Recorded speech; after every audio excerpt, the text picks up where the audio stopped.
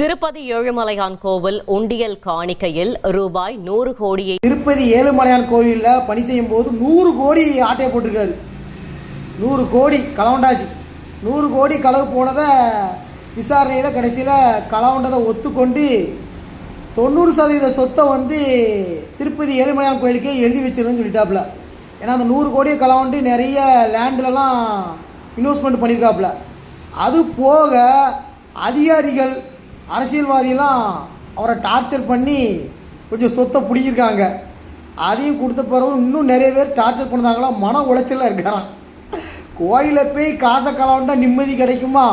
ஒரு நாளும் கிடைக்காது. நிம்மதி காசு பணத்தில் வராது. நோய் நொடி இல்லாமல், கடன் பிரச்சனை இல்லாமல் மன அமைதி தரக்கூடியது எந்த ஒரு தவறான செயலில் ஈடுபடாமல் இருந்தால் தான் மன அமைதியாக இருக்கும், மகிழ்ச்சியான வாழ்க்கை அமையும். சாமி